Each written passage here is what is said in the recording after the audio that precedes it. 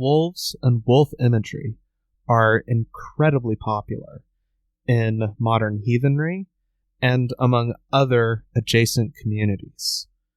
But could there be more to the story of wolf and man? Hello, everyone. My name is Ryan Smith, and you are listening to The Wayward Wanderer.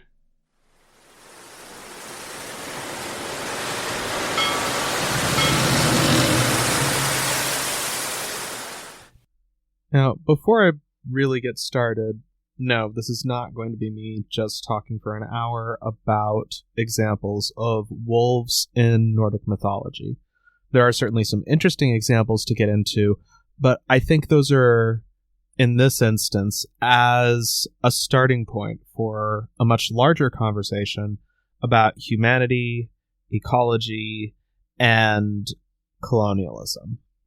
As this episode goes on, you'll see the relationship that exists between these things, and that as we're talking about these bigger questions and what they mean for heathens and pagans as practitioners of different forms of nature revering spirituality, as people living in a society that has been shaped by these different forces, particularly the influence of colonialism and exploitation of natural resources and the pursuit of profit, which are bearing very immediate fruit in the form of the ongoing and escalating climate crisis.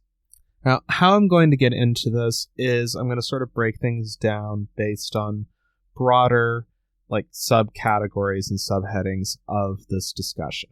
I'm going to start with just some very basic stuff around the ecology and what we know about both the way that wolves interact with their environment and the way that early humans and pre-modern European societies tended to interact with wolves. This is going to form the basis of then discussing how wolves appear in the Nordic mythos and what that implies for modern heathenry and modern practitioners.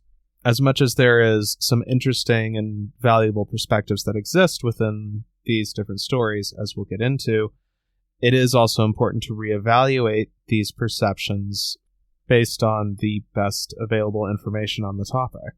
Next, I'll get into the history of wolves in Europe and how this is a question that is bound up in the state building process and going all the way up into the Industrial Revolution and the expansion of overseas colonies around the world.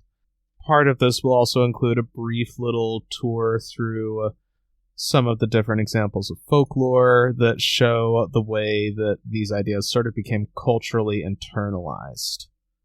I'll next get into a broader discussion of wolves and colonialism, specifically talking about North America and Australia as two particular examples of what proved to be a broader pattern throughout the world and as part of the broader colonial project and empire building process that came to dominate much of the 17th, 18th, and 19th centuries and has shaped the last 100-some-odd years of human history in profound ways.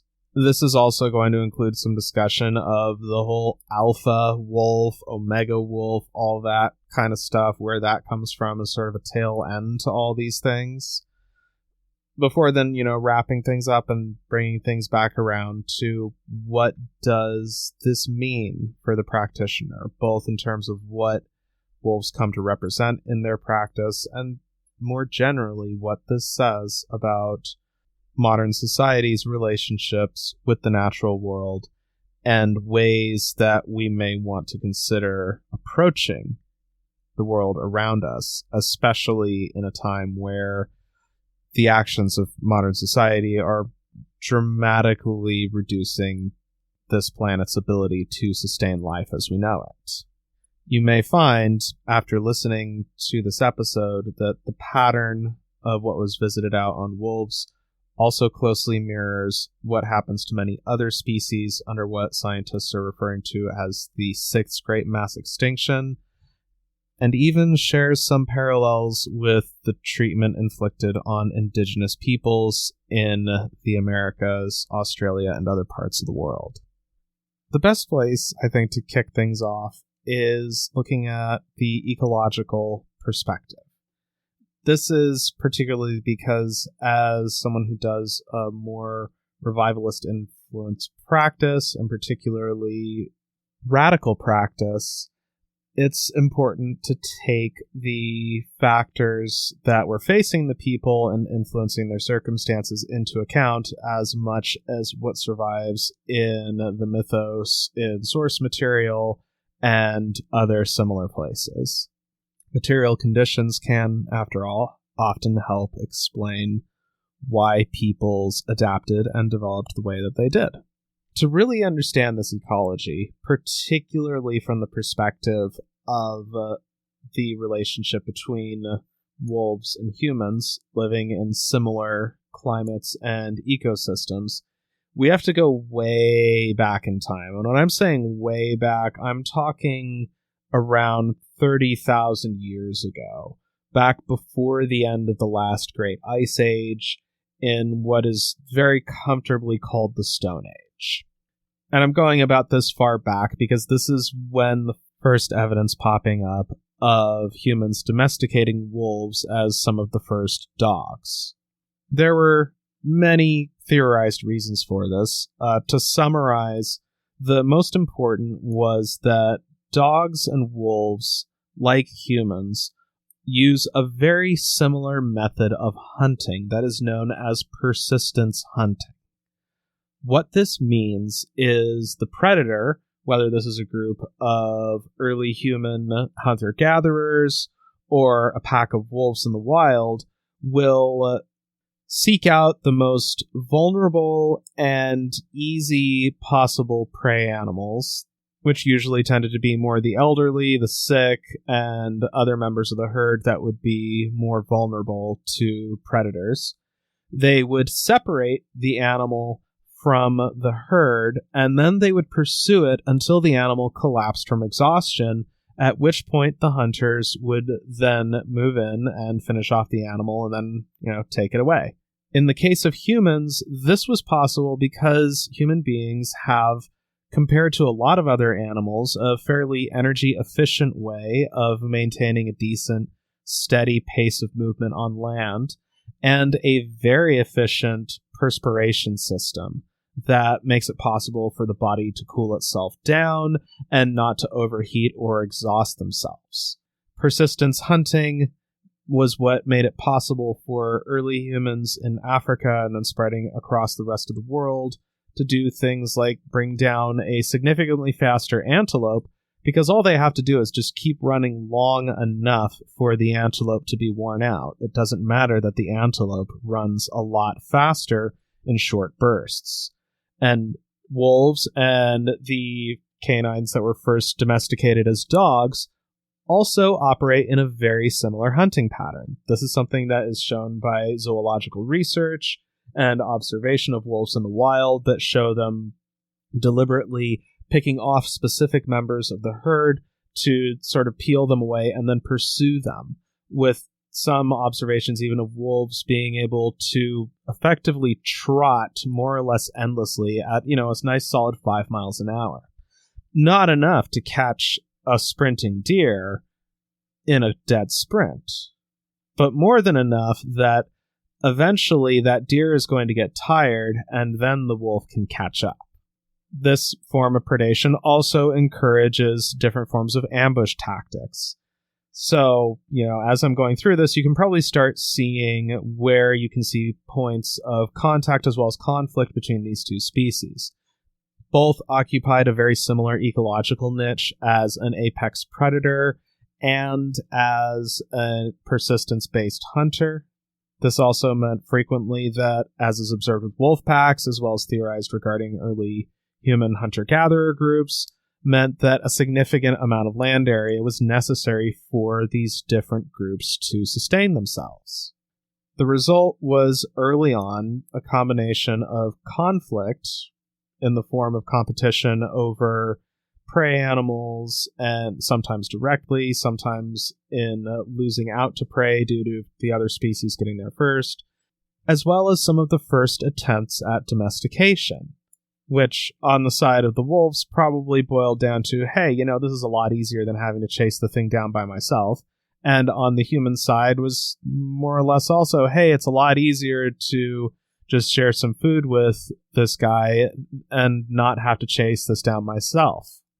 One other particular feature about wolves, specifically about their biology, that is important for when we're talking about these beginnings of this relationship, which sort of foreshadows what you're going to see later on when we get to the Nordic peoples and peoples living in Scandinavia and Northern Europe and their folkloric depictions of wolves, is that wolves and canines generally engage in, a kind of food consumption that's described as gorging.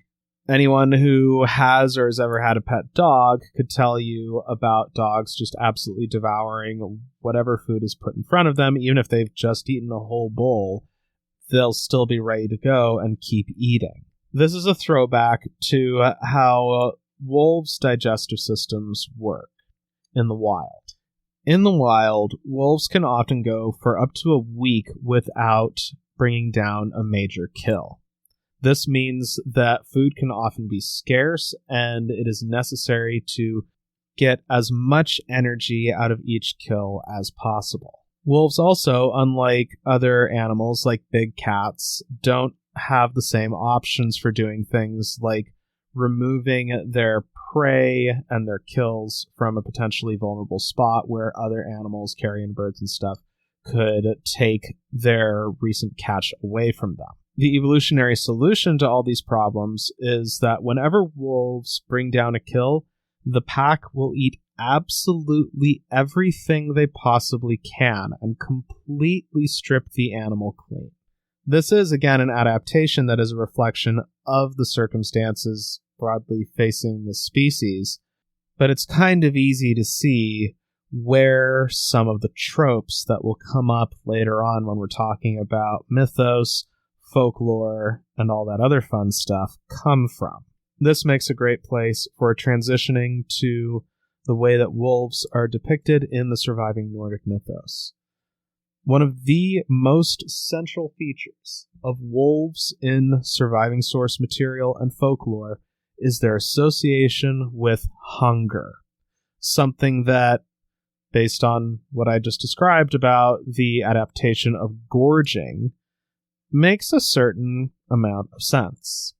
To the eyes of the Nordic peoples living in Scandinavia during the late Iron Age, the period leading up to the Viking Age, their observation of wolves in the wild would have likely included encounters with a pack completely stripping a fresh carcass clean as thoroughly as possible.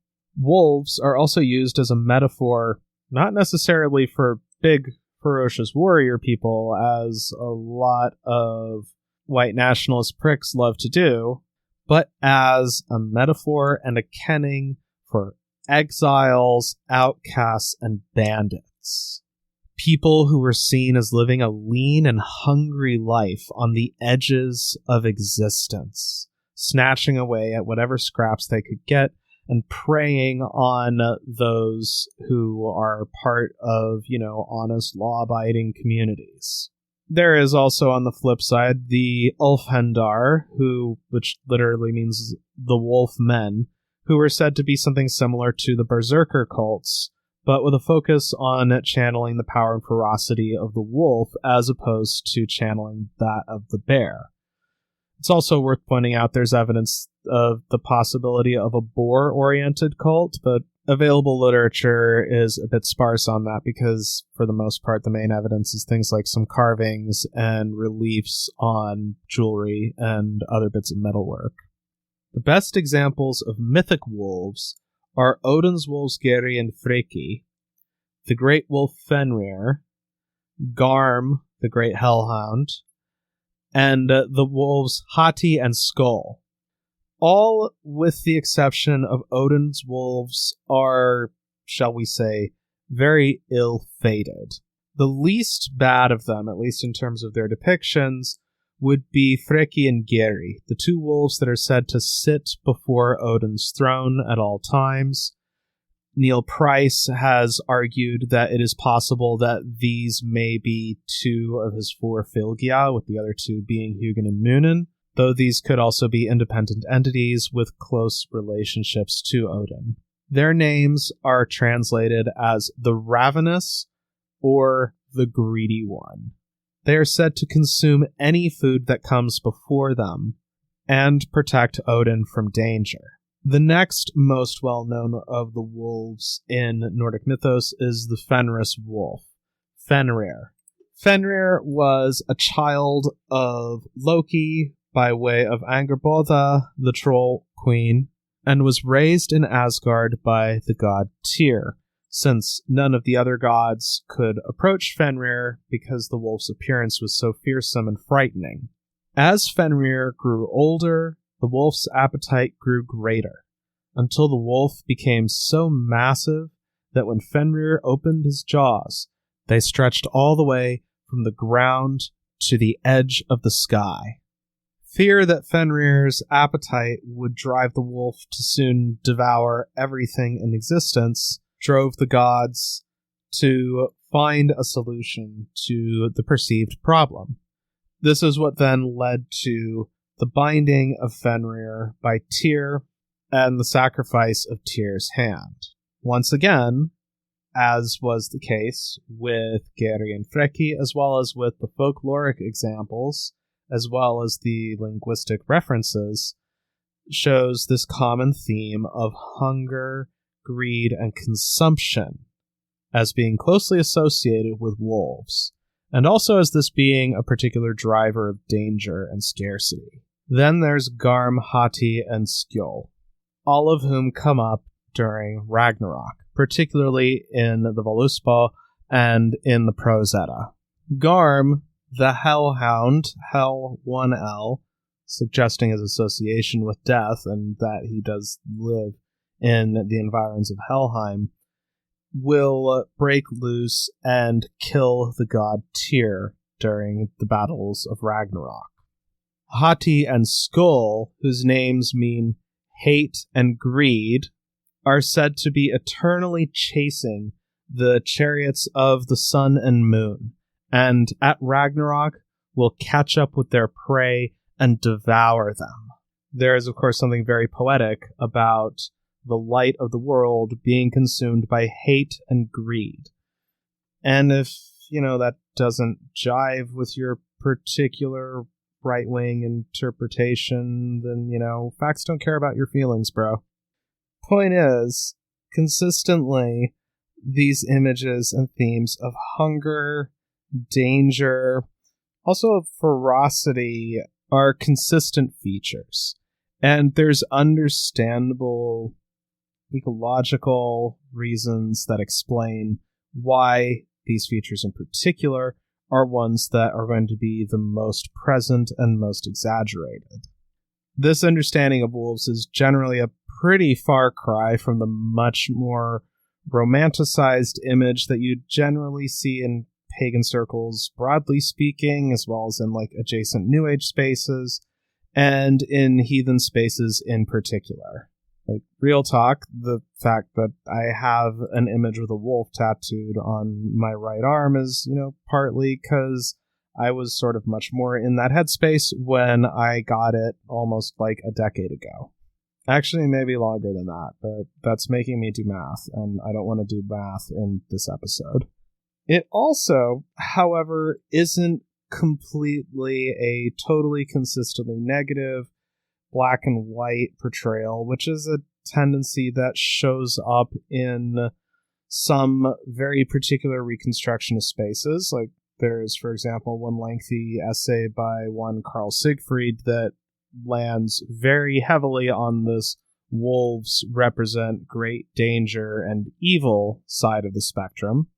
I think it's important to view these understandings and interpretations with a bit more nuance. The reason Fenrir for example, is a problem is because Fenrir's hunger seems to be uncontrollable and growing at a rate which is threatening all of existence. Tyr even cares for and supports Fenrir as a foster father up until the point where the rest of the Aesir are like, you know what, this is a problem.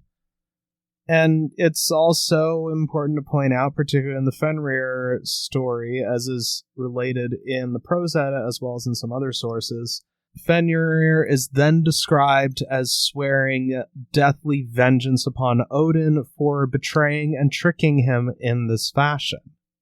And let's be real for a minute. Fenrir, within the confines of that society and its expectations, would have been absolutely right to seek vengeance on Odin for being basically deceived into taking an oath that led to his binding, and the oath was clearly operating under non-transparent terms. This is also, by the way, not the first time Odin does something like this. He probably has a small book full of people that have sworn death vengeance upon him for pulling a similar one on them in other times and places. The point is, Fenrir's depiction in this is not completely one-dimensional. It's not, this is the monster, and here is the necessary sacrifice that has to happen. That Fenrir is claiming vengeance in a way that would have been seen as fully justified, especially because Fenrir was effectively a member of their household, puts things in a more complicated light. It's not as simple as Fenrir was inherently dangerous. Fenrir was seen as dangerous. This moves the gods to take action, which then leads to Fenrir swearing vengeance upon them. Now, there certainly was some basis for this fear. This was not completely like a thing that came out of nowhere. But one has to wonder if they had pursued a different approach than immediately saying, well, we have to tie him up, might have resulted in a different outcome. The fact that a tragic interpretation is not just possible, but is actually valid based on surviving source material shows that these depictions and this understanding of wolves and their place in the mythos and relationship to these peoples wasn't just completely as these are dangerous monsters that need to be killed. It certainly also isn't the extent to which wolves are used as this sort of like shorthand for unspoiled natural beauty and majesty in modern popular culture. It's definitely not that either. If you were an 8th century Nordic person who was traveling on the road late in the day or possibly early evening, and then you start hearing the growling of wolves around you, you're not going to be thinking about how am I going to establish my proper relationship with these majestic representations of the wilderness. You're probably going to be pulling out your spear and trying to hightail it for open ground and a safe haul. However, I could also imagine situations where somebody who is out, like, say, hunting or just on the land may observe the behaviors of wolves, just like, people often observe the behavior of ravens and crows to get clues about what may be out in the environment.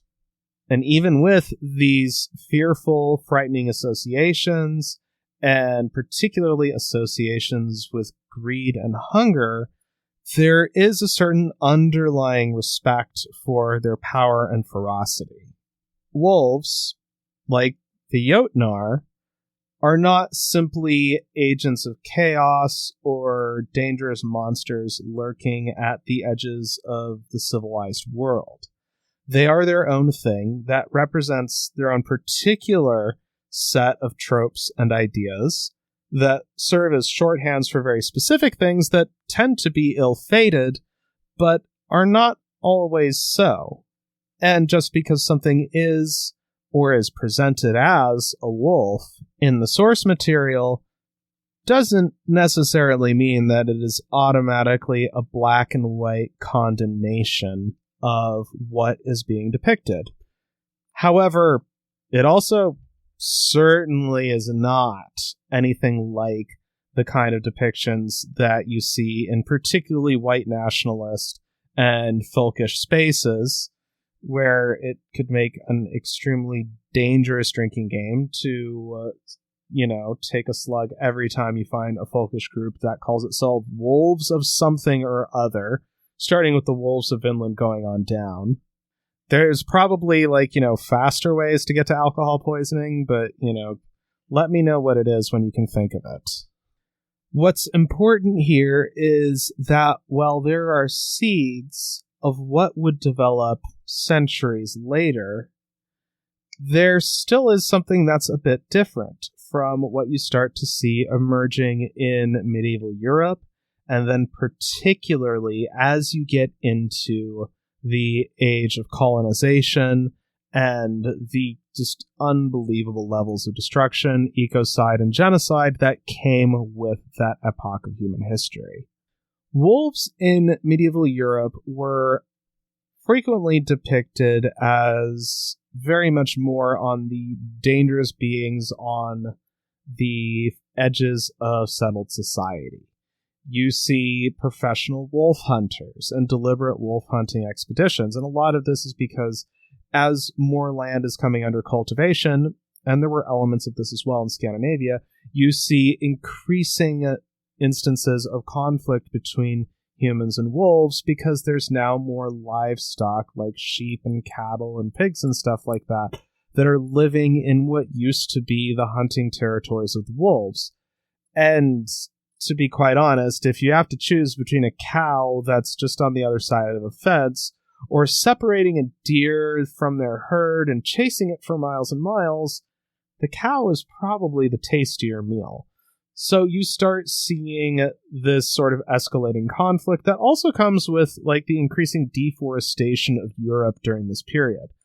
One thing that, by the way, tends not to be in the popular culture understanding of medieval Europe is how much medieval Europeans actually destroyed their environment during the process of things like bringing land under cultivation. There is actually more forest land in France now than there was in the mid-1300s. And Iceland was most certainly deforested within 2 generations of the first colonization by Nordic peoples. So, let's leave aside some of these romanticized images about pre-modern peoples and the natural world, particularly because, we see in pop culture depictions of medieval Europe tend to be much more bucolic and covered in trees and woodlands and stuff like that than actually probably was the case. Bringing land under cultivation was also one of those things that was an obligation of a good Christian lord or a good Christian king.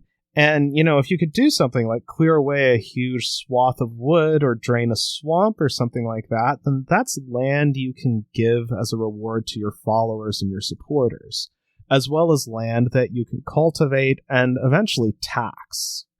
This means that as habitats are encroached on, you start seeing more and more of these encounters between humans and wolves. You see escalation of different laws, bounties, and stuff like that around hunting wolves, which was, in and of itself, a very intensive process because, even once you start getting gunpowder in the picture, wolves ain't stupid. They live in these environments, and they have a lot of tricks up their sleeves that humans don't.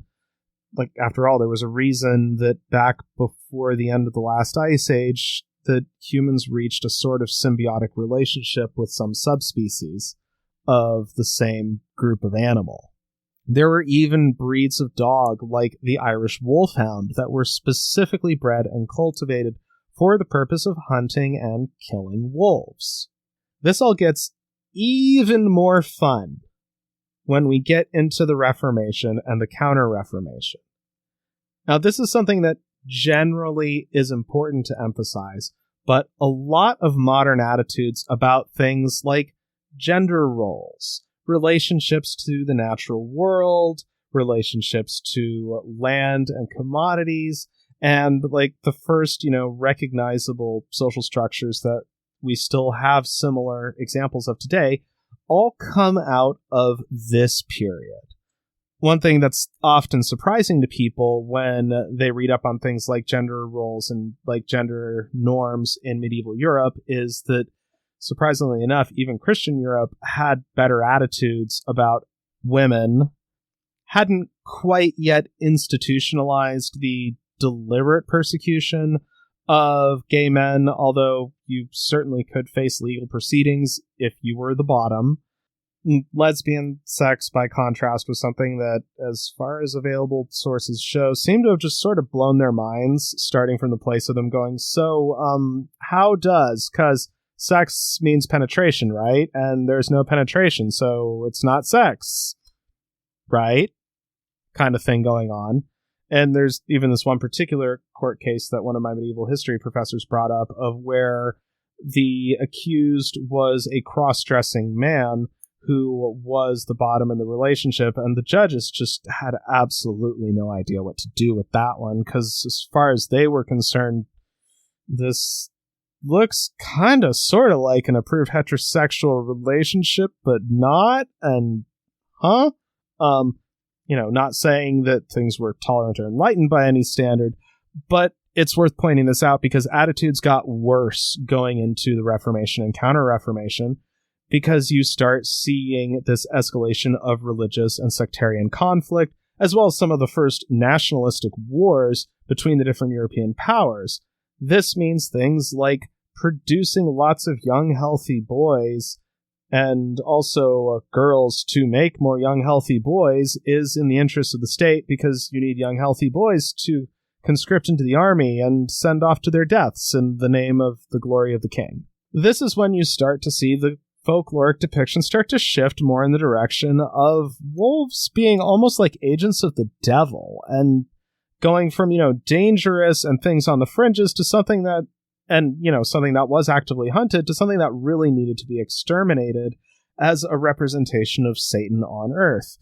This, by the way, is not a thing that's unique specifically to wolves that happens in this period. There's also lots of other just stuff around the way that, like, attitudes towards the devil and sin were being constructed during this really intense period of religious strife and upheaval. Like, the best example of this is the pre-Reformation devil was mostly a buffoon who could be easily tricked by the most witless peasant. Whereas then once you start getting into, like, Milton, who's writing, like, right before the English Civil War, or like other authors that are doing their own depictions, as well as like groups like the Inquisition and new bodies of seminarians and theologians, there's a lot more interest in the devil and the devil's minions on Earth, because, well, now there's the wrong kind of Christian over there. Clearly, this is the work of the devil in some way. This is where you start seeing the different tropes that you see in folklore, like in Little Red Riding Hood, the Three Little Pigs, and all these other things that are sort of echoes and shadows of this broader cultural shift towards active demonization of wolves as a thing that wasn't just dangerous, but something that has to be actively exterminated. And this is an idea that then gets picked up and brought overseas, and also develops overseas as well, with the age of colonialism. Now, all those things I was saying about, wolves as, agents of Satan and all that, well, once you get to the Americas, particularly in Puritan New England, this gets jacked all the way up. Because there, from the perspective of the colonists, not saying this was true, but from their perspective, these are not people who are doing things like hewing away at the king's wood and killing these pesky predators that are in the way of hewing away at the king's wood. You are, as far as everyone's concerned, on the edge of the known world. The other side live all these people who, your pastor has been telling you every Sunday are savages, probably minions of the devil, and, even though you trade with them now and then, you do remember last winter when you all went in and, like, burned the village down and killed all of the children in their beds. Yeah, there's awful shit in this period when we're talking about the things that British colonialists were doing in North America to indigenous Americans, and it just sort of gets worse.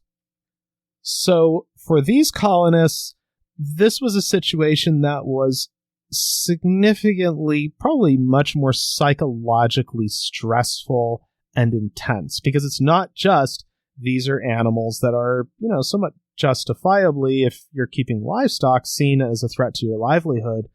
They're part of this vast and dangerous unknown that is host to all manner of things that are plotting against your Christian soul and your very existence. If you want to get a good feel for what it is that I'm talking about, I would actually recommend Robert Eggers' The Witch, which is just really captures that particular kind of mindset of those early Puritan colonists. So they respond in the Americas in a very similar way to what you see in Europe, but with greater intensity and at greater scale. And also hand in hand with the active extermination of indigenous communities.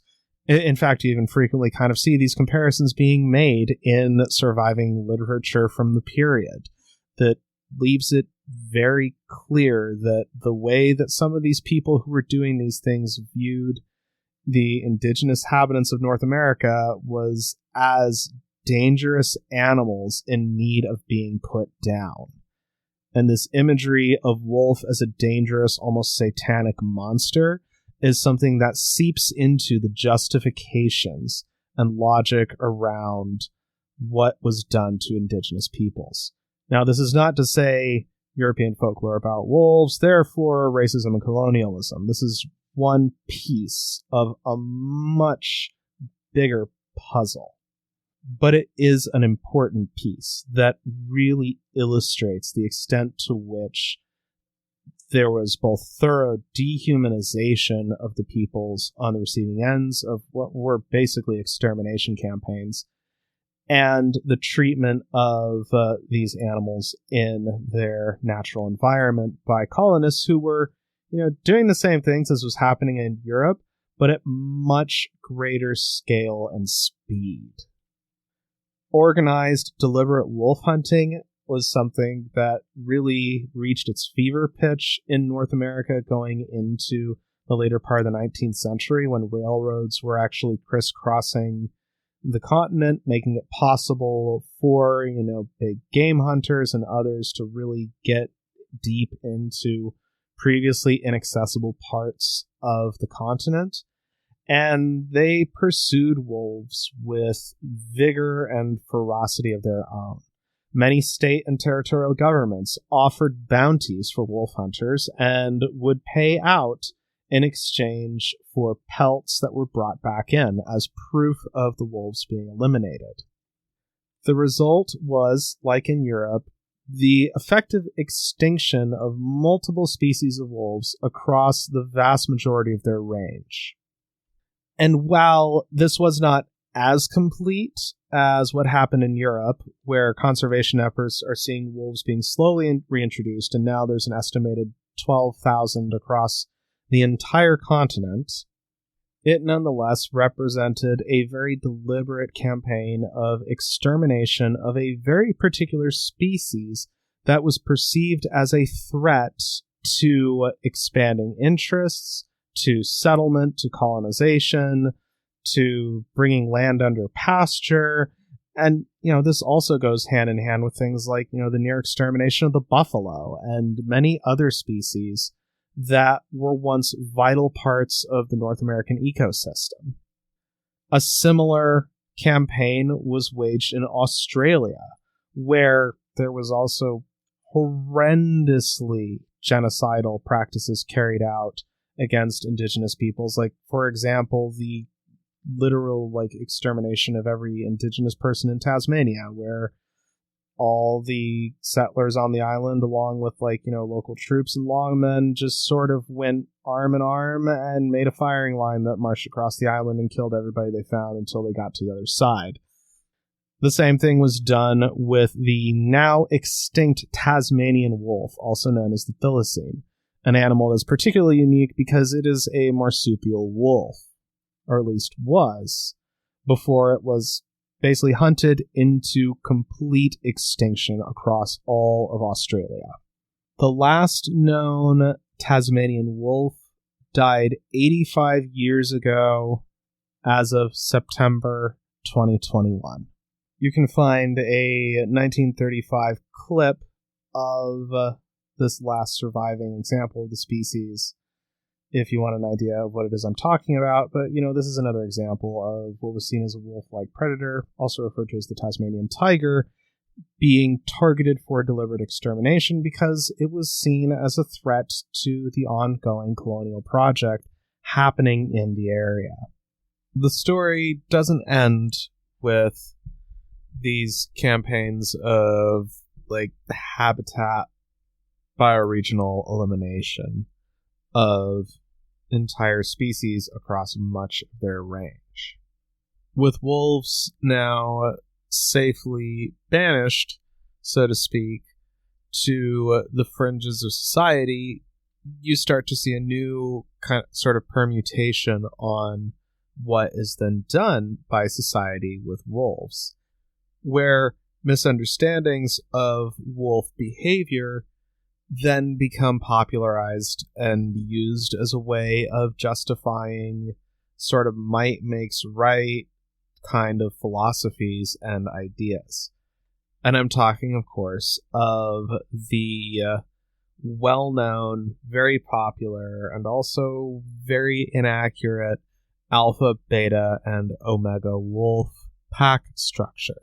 This modern idea first pops up in 1947 through the research of one Rudolf Schenkel.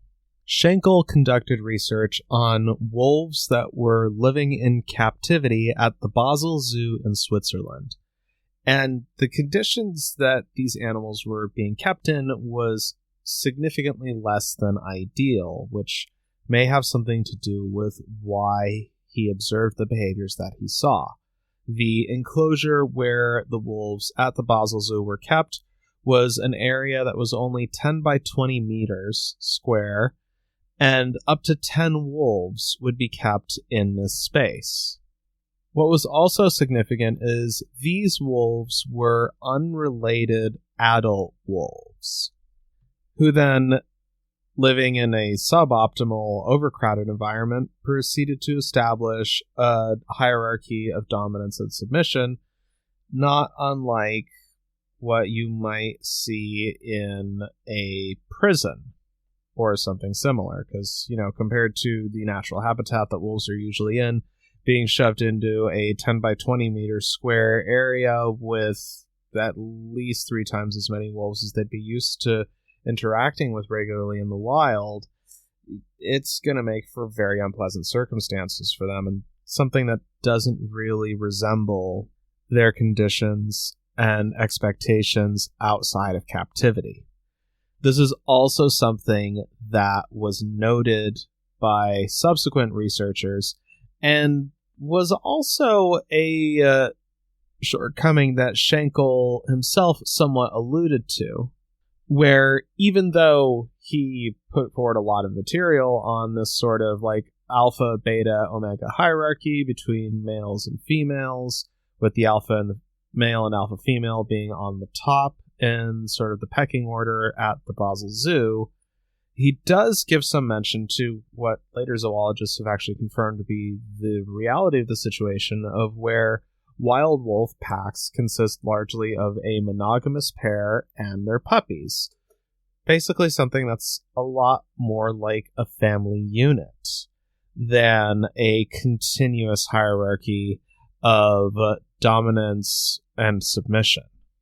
What really exploded this concept out into the world was the 1970 book The Wolf, Ecology and Behavior of an Endangered Species by David Meck.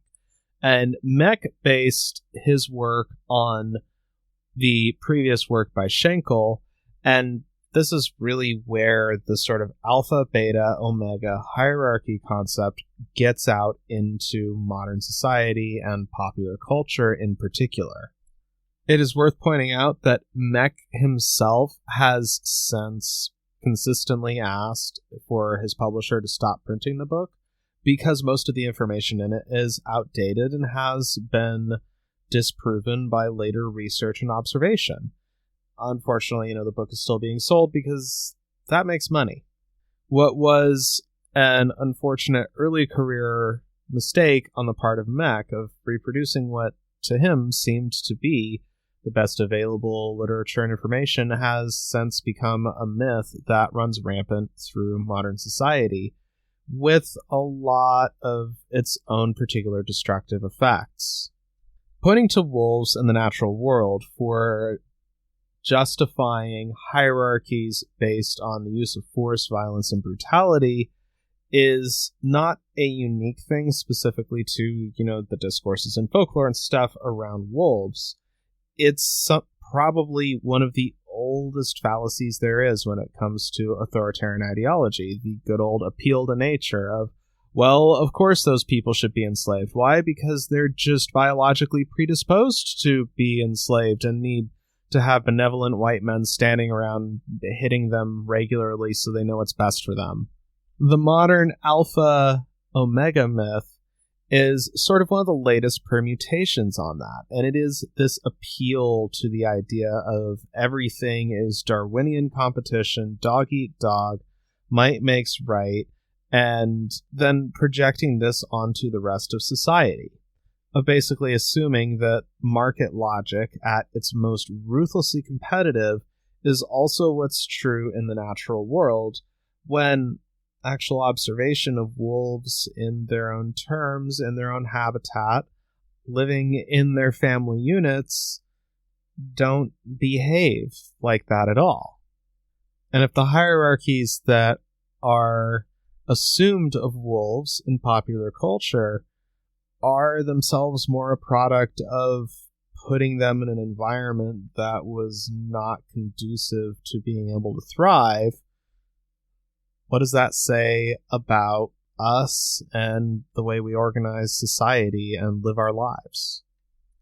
So, in conclusion, to bring things back to this question of myth, spiritual practice, and also reflecting on what this means about the world we live in, the way that wolves show up and are worked with in heathenry, both in terms of the imagery and the symbolism, as well as some of the more direct examples in the mythos, is something that we have to be very conscious about in the way we do it, of thinking not just in terms of what is directly in the lore or even what is directly in popular culture or different ideas that circulate online, which in some cases can be knowingly or otherwise rooted in some very toxic concepts.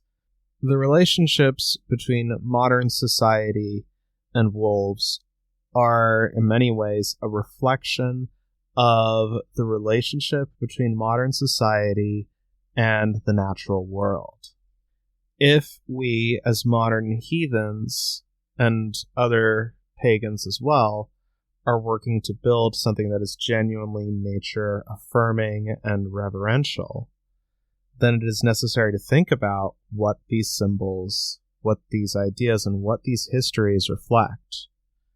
That there may be more to how we work with wolves than just what is in the myth, the folklore, or whatever other sources of inspiration and information that you turn to. There is much more to wolves in modern practice that goes beyond just beautiful imagery, romanticized depictions, a source for art, a mechanism for trance, or whatever else it is that you incorporate this and other similar animal or wild images and ideas into your practice. It's about thinking consciously about our relationships with the world, how the relationship between the precursors to modern society and humanity's most direct competitor and companion within the same general ecological niche both offer an example of what not to do, as well as a place to begin better understanding how and why heathen practice diverges from the expectations and assumptions of the broader overculture.